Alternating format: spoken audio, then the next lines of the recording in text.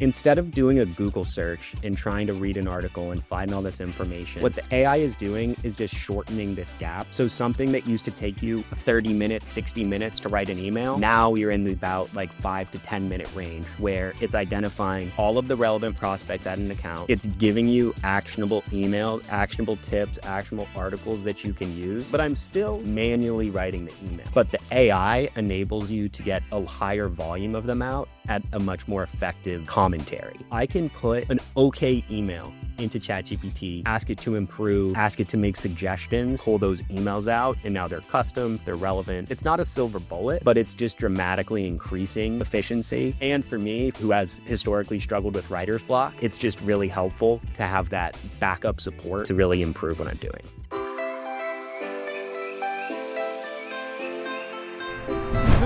Good morning, everybody, and welcome to an episode of 30 Minutes to President's Club, the Sell Show. I'm your host for today, Nick Cegelski, and I'm joined with a new, far superior co-host for this episode. Superior to Armand, that is. He's going to be mad at me for saying this, but we've got Jason Bay on the show. If you don't know Jason Bay, he is the CEO of Outbound Squad, which is an incredibly successful sales training company. You work with all sorts of really, really incredible sales teams, Jason, helping them up-level their outbound. And we just partnered with you to release a full cold email course. And in this episode, we have Sean O'Brien, who is a rep that I know Armand personally coached for many, many years, and he crushed it. He did 130% of his number last year at Mosaic, and he just started a new company called Harvey, which is selling AI to law firms. Jason, why should people listen? I think the number one thing is this whole AI thing people talk about, but there isn't a lot of really great advice on how to make it work for you. So if you're wondering, what kind of prompt should I give? How do I train this to give me something that's really good in terms of research and emails? He's going to talk about that. The second thing is low-hanging fruit. Specifically, he's going to talk about why it's important to be a wizard at Salesforce so you can find buried treasure using AI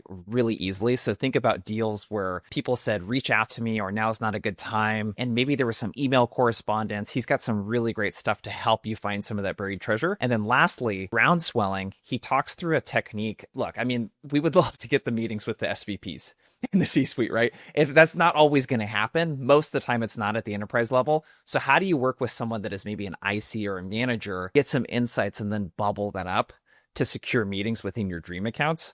He's going to give you some really good stuff on that. And the 3, a 2, a 1, let's roll the tape. All right, Sean, welcome to the show. You might know that we start every single episode with your top 3 actionable takeaways. So let's get your 3. Yeah, so number 1, what we're going to go for is finding buried treasure inside Salesforce. So what a lot of people might not know is that every single field is searchable, including the subject line of emails. So for outreach, for example, they have an outreach email in subject line feature. So this is how I found a very large number of opportunities. You can actually search the email's body for commentary regarding if people asked you to follow up, if they said not at the right time, if they said they're interested, but they have another competitor. And that's been a gold mine of actually searching Salesforce emails to find opportunities. Beautiful. What's number 2? At the end of a call, if you're having a good conversation with a prospect, and I found this is my best way to get people to sell with me instead of making me selling to them. At the end of the call, or before I kill the gong recording, I ask, hey, do you mind if I ask you a few questions off the record? I'll pause the recording, and then we'll go into our standard post-call questions, helping us to uncover potholes and get the real sales process in an efficient manner and getting somebody on your team. Hey, Sean, off the record, could you give me number 3? Off the record, number 3. So if you guys aren't using AI for prospecting, and particularly Perplexity, you're missing out on a lot of good gems. So anytime I'm starting to do account research, that's actually going to start with Perplexity. So for example, I work for an AI company. Anytime I start a search, I ask Perplexity, hey, who at the firm is most likely to have AI initiatives? At that time, Perplexity will pull the individuals and any articles associated with them. And that actually allows me to write much more detailed and relevant emails using language of the prospect. And that's really helped us improve and increase reply rates as well. I mean, a lot of people 2 or 3 years ago have seen the shitty emails, right, that AI has pumped out. And I think that there was this thinking that hey, this AI thing is going to be as easy as when sequences came out. I'm just going to be able to hit a button and type in a search and it's going to do all the thinking for me. When in reality, it's not that easy, right? There's a training process, and I'm curious, how do you train the AI to get it to the point to where it actually does give you useful information? It's a little less of a training process, and it is still fairly manual, but it's giving you such better information. So for example, like instead of doing a Google search and trying to read an article and find all this information, what the AI is doing is just shortening this gap.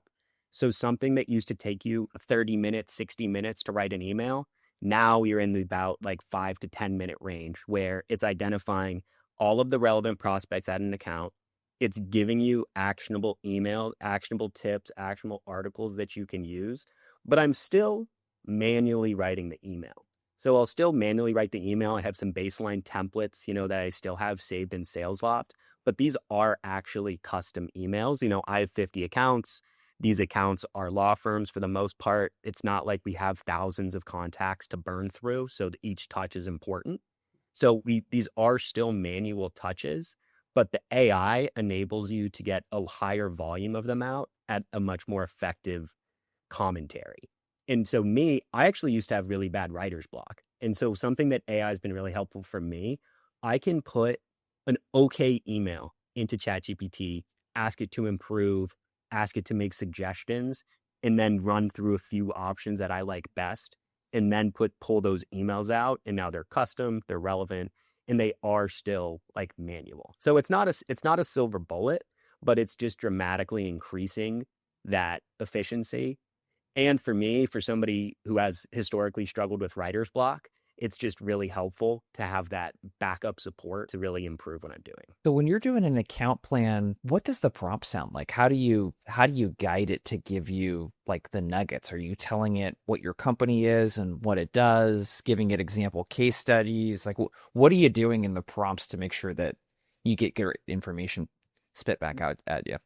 Yes. So for me, I actually prefer to do it a little bit more piecemeal. So I like phase one, I like to pull the contacts that I'm looking for. So I look for law firms. I know who I want it to find. So I want to find people on the executive committee, people on the innovation team, individuals with AI in their job titles. That's sort of like step one of my research. Then for step two, I actually ask, now I'm looking for things that I can write and comment on. So then for phase two, I'm asking, has anybody actually referenced AI publicly? Has anybody referenced anything that I can find?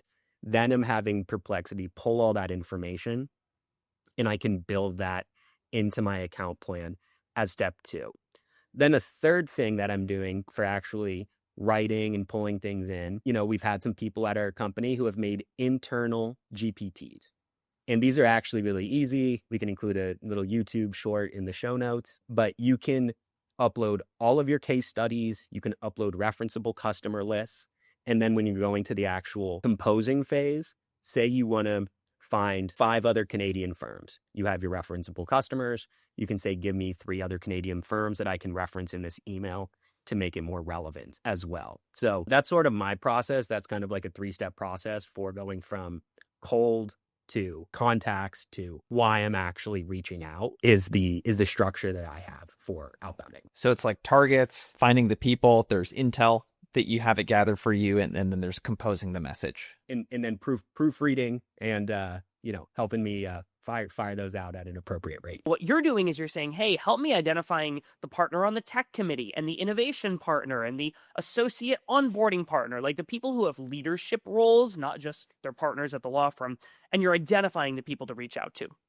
Then what you're doing is you're saying, hey, help me find a nugget of information that I can reference when I reach out to one of these people. And that's what is actually going into the email that you are writing right now, mostly by hand, but with some proofreading from ChatGPT. I'm wondering if we can take this example even one layer deeper. And so let's say you use Perplexity, which is what it sounds like you're using, to identify the partner who chairs the tech committee at a large law firm. So you'll ask it to like look for a referenceable nugget, like what's an example of something that you might get back? What are you looking for? And then like, how does that actually feed into your templated email? Yeah, so happy to use a real example. This is one I'm working on. So, Rutan and Tucker is one of my accounts. They have publicly stated that they have an AI firm policy. This is an email from 2023. It has their 4 or 5 different benchmarks for what they want to use. So now, if you look for this on Google, you're never going to find it. But because there's AI reference in the title, now I have those 4 emails. I'm writing them. I'm writing an email. I have my basic Just template. to clarify, these are like internal emails that were circulated that got posted publicly of like, these are our focuses as a firm. Exactly. It wasn't an email, but it was a blog post. And so then I have my baseline templated email. And then I asked ChatGPT to also include 2 sentences tying these 2 emails together. So tie this post together with this post for my email about who's Harvey and who we are and how we help firms of a similar size in the area. Yeah. And then now I've had this article plus an email, like a template email. And now this is one custom email. And then I proofreaded it and made some adjustments. And, me and my SDR, Zach, are working on getting this out to the relevant people. But that's like a real life example of how we can actually do that using Perplexity. I think to make this applicable to anyone that might be listening, that maybe they have a solution they sell where the triggers are maybe not quite so on the nose. What do you do when you can't find something AI related? What else do you have it look for? Yeah, so if I can't find something AI related, then this will just be more industry trends. So then, like as a backup, if I can't find something, I just like to talk about an industry trend that I'm seeing or something that's more relevant for a specific industry. In Australia, a lot of firms are very security focused and they mention this publicly. So this is like another trigger where we can talk through an industry term that I was doing a search. What are like the top 10 items that firms are caring about? Security is one of them. In my active conversations that I'm having as a rep, I know this is actually a focus. So now that's actually something I can also use from an outbound approach, finding recent articles as well. So as a sales rep, not an SDR, I would also really encourage you to use your active conversations for your prospecting. You know what resonates, you know what hits home, and then try to then tie those 2 together. And that might not always be via AI, but you can maybe try to surface those from the individual companies if they're not quite on the nose via industry trends and conversations and topics that you're having in your day-to-day sales. What is the copy that you actually put in that email when you reach out to them to like call out that trend and then tie it to what you sell? Yeah. So for example, in this copy, so it's one of the first things that always comes up. They also want to integrate their systems and information, and they have a concept called least privilege. So in the emails that I'm writing to them, I'm letting them know that, hey, Harvey, we're the AI company, we're using X, Y, and Z. But we've also have like this concept of like least privilege security that we've passed from other large firms. That gives us the social proof that lets them know that we know that what we're talking about. And then it's also important to send this to the right persona. This is something that you're sending to CTOs, more people in the security side versus somebody on the knowledge management side that might not be quite as relevant for you to send a message like that out to as well. I think there's a couple of things, like there's a really good takeaway here that I don't want to gloss over. And it's the triggers. I don't think the triggers are quite so obvious for everyone that's listening to this, where we talked about in the cold email course, hard versus soft triggers, right? The hard trigger is like the thing that is on the nose. It's the problem. They're publicly talking about something that literally your solution helps with. And then the soft trigger is like something that is problem adjacent. Like in your case, Sean, that might be, we see that they're hiring people with AI in their job title. Yep. We don't know that what they're going to be working on or what the problem is, but it's a pretty good indicator a conversation might be relevant. I love your idea of, and I just did this recently, with the sales calls, you said take the nuggets in there and essentially move that forward into the outbound process to find triggers. A really simple thing here is you guys download the transcripts of your sales calls. You can just ask ChatGPT or whatever, hey, what are my prospects talking about that would be great triggers for me to identify when I'm personalizing my cold emails? And it'll spit out a list of stuff that you can then use every time you go to do account research, and you have a list of 10, 15, 20 keywords that it could be AI, it could be a bunch of different stuff that you want to have it scrape 10Ks for, 10Qs, blog posts, whatever. that iterative process, I think, is really important to double click on so that your sales calls and what you learn there is improving your outbound process as well. So Sean, one of the things that you were telling me in the prep call is like, you literally only have 50 accounts. And I'm thinking about how fast some of this AI research could let you move. Like, dude, you could literally burn through all of those accounts in like a week if you wanted to. And so I'm curious about like, when you're working an account, I've got a couple questions like, how many people do you reach out to at a time? Like, how many touches will you have when you're reaching out to them? What's the mix of like calls and emails versus social? How often do you revisit accounts? Because my guess is you have to go back to people that rejected you in the past or ignored you in the past. Like, how are you actually weaving this into like fairly enterprise upper mid-market prospecting? Yeah. So there's a few things, obviously at first go right to the top, as much as possible, just try to get your quick wins. Like you might be able to have an AI initiative, you get a response right away and get your wins. So first is we're trying to do the cold email, we're trying to do the outreach, we're trying to leverage connections that we have at the firm, whether that's they know somebody who we're connected with, we have a second degree team link connection. This is a small market, so introductions and referrals are very important. Normally try about 4 to 5 touches over about a month at first, but we don't want to burn these accounts and blow them up with too much outreach.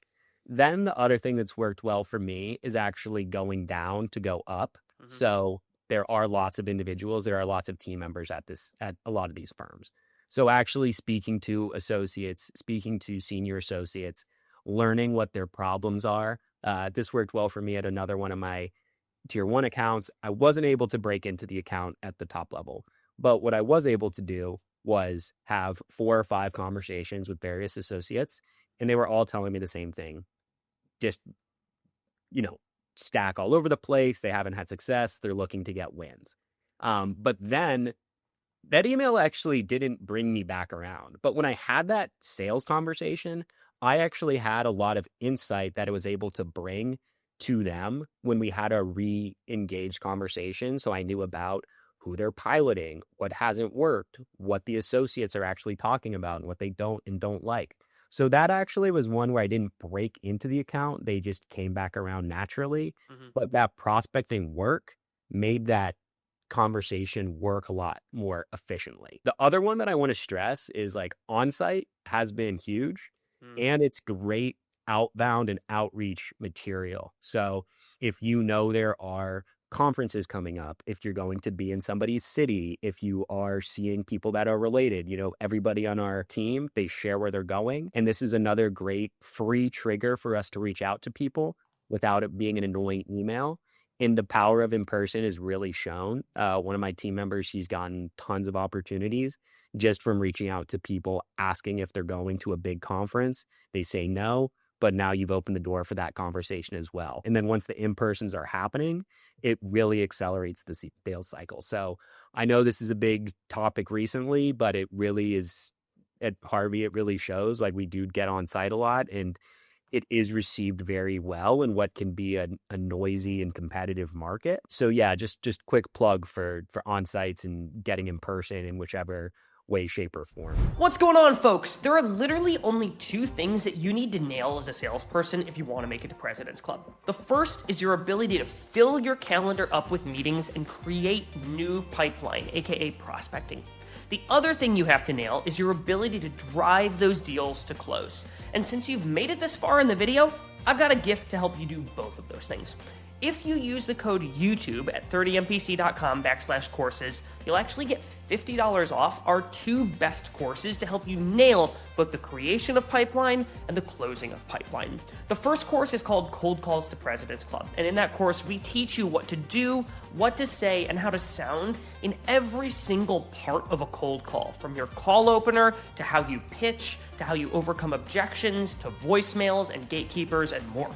The second course is our discovery course, which is focused on how to sell in a way that doesn't feel like selling. And in that course, we teach you how to uncover massive 6- and 7-figure business problems that companies actually want to pay to solve. And we'll teach you the way to structure your calls. We'll teach you the questions to ask. We'll teach you how to get to the decision maker and drive timeline and make discovery something that you know how to do effortlessly.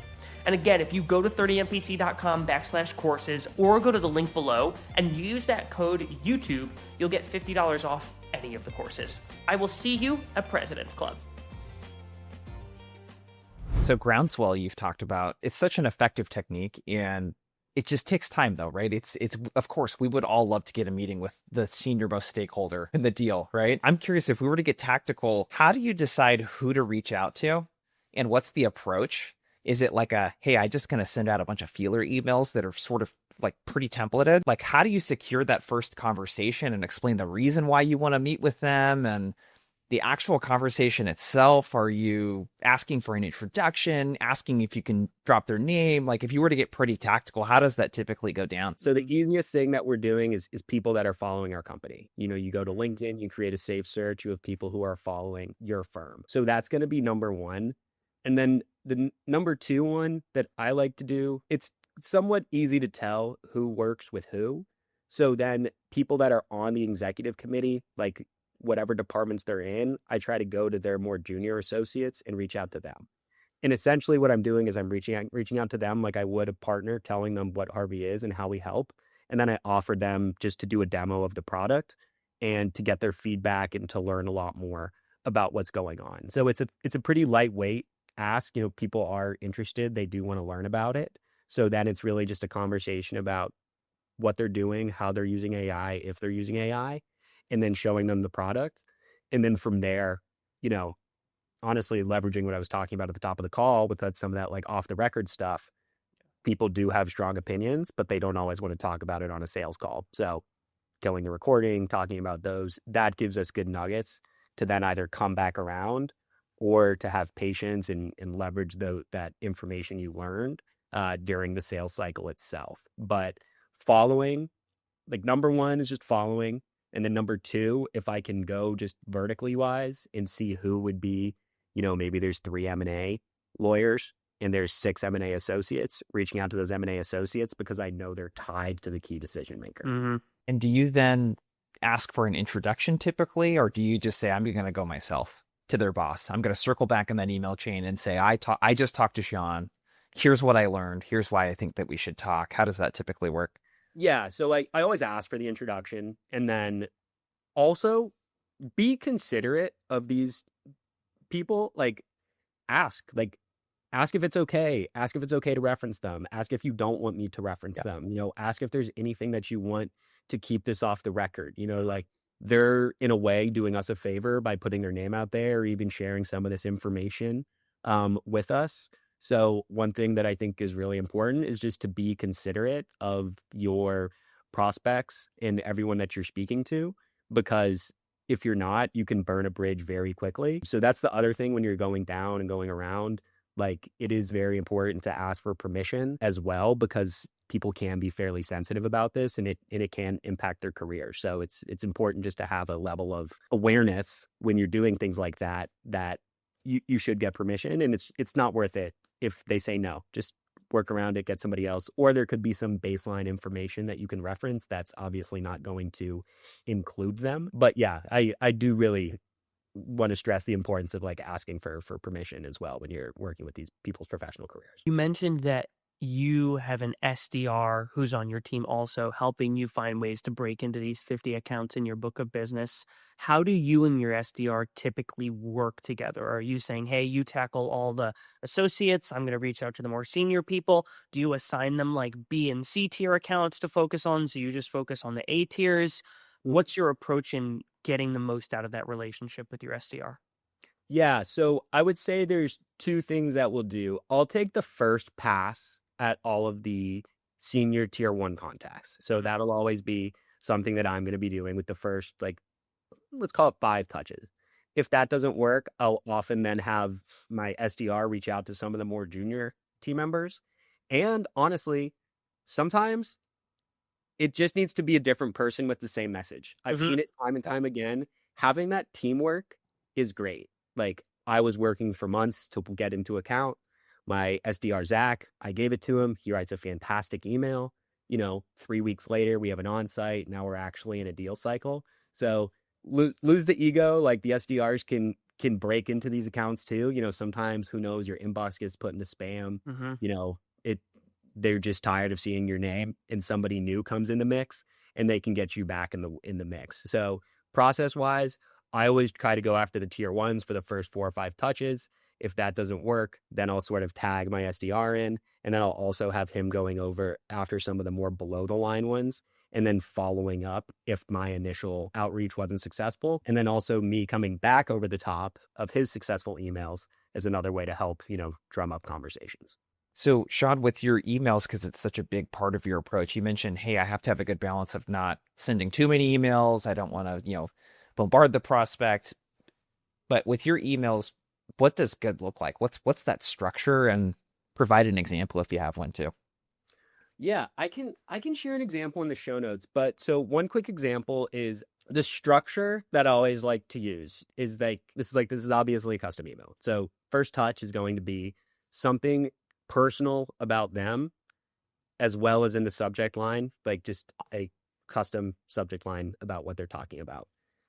I do try to keep it simple though. Like don't like these things to be more than like 3 or 4 sentences each. So it's really going to be like individual, like prospecting fact about them, who Harvey is, let's chat. Mm-hmm. Second one is going to be another, and I like to break these up so that over the sequence of 4, I don't always have to use all of my ammo in the first email. Mm-hmm. So then in the second touch, I like to have one little nugget, and it's more of a bump touch. It's like, hey, here's this other thing that I learned about you.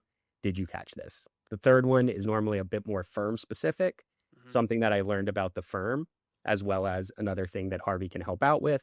And then the fourth one is going to be more of a social proof along the lines of, we work with these 3, 4, 5 of your competitors.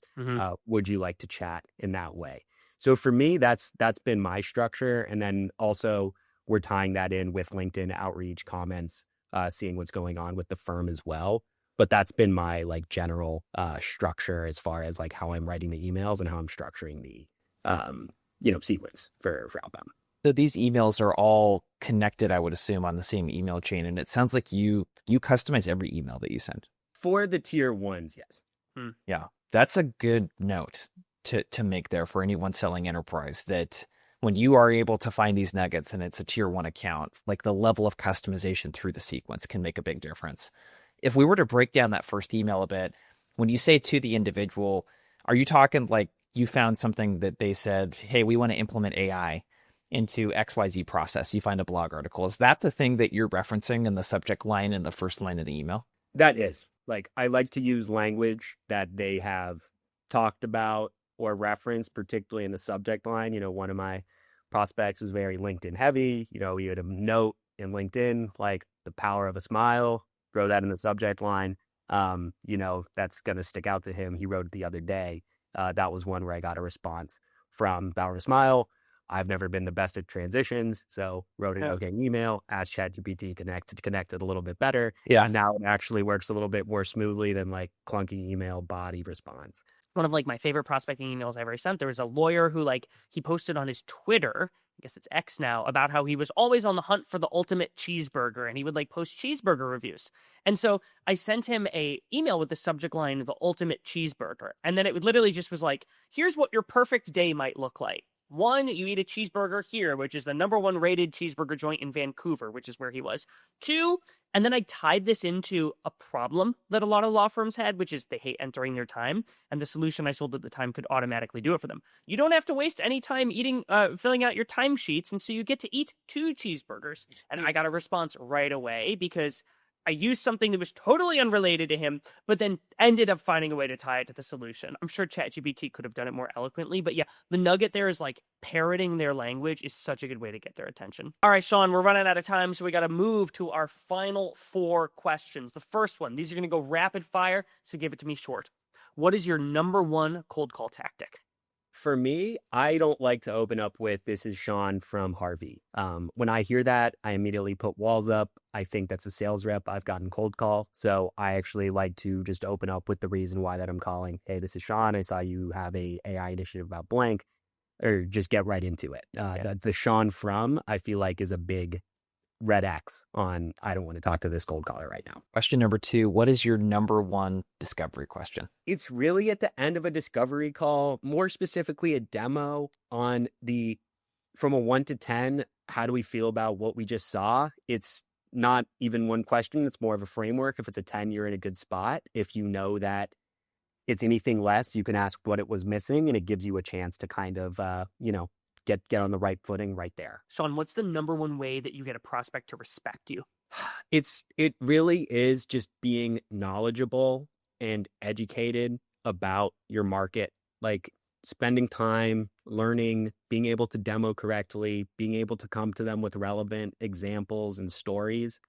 I don't have a quick nugget for it. It's just spend your time learning from your org, learning from team members. It shines through in conversations, and they can tell if you're not doing your homework. Lastly, what's the number one thing you do outside of sales to make it to President's Club?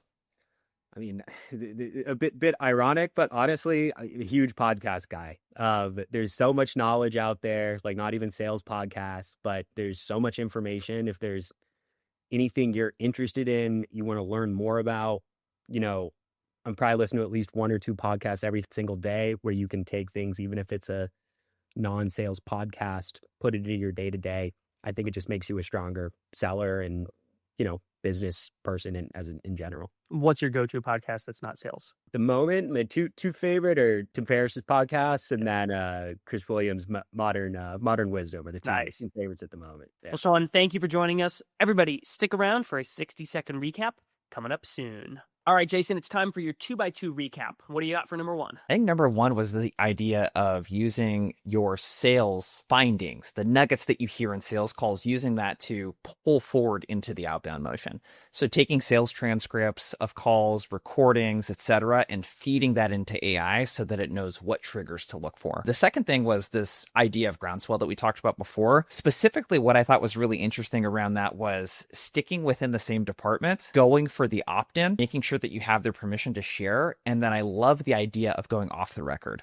So how do you get the really, really good nuggets around stuff that's kind of sensitive to share, the tea, so to speak, that's going on at the company, so that you have a better idea of what the buying process is, if there's a competitor in place that people don't like, etc. I really, really like that nugget. Yeah, it totally breaks the fourth wall of like the buyer-seller standoff, and it makes it feel like you're on the same side of the table. So number 3 from me was the concept of parroting their exact words that they wrote or said. The power of a smile. It was a quote that one of Sean's prospects wrote on LinkedIn, and that was the subject line of his email. And that's better than making the subject line smile or powerful smile. He used the exact words the prospect did. And then number 4 was Sean's approach of sometimes it just needs to be the exact same message sent from a different person. He was talking about collaborating with his SDR. Sometimes they can take the exact same message you came up with, reach out to the same prospect, and that will get a response and yours won't, and that's okay. So don't be afraid to change the voice if you've got a really compelling and great message when you're reaching out to somebody. Jason, this is normally the part of the show where Armand would ask me how people can help us out,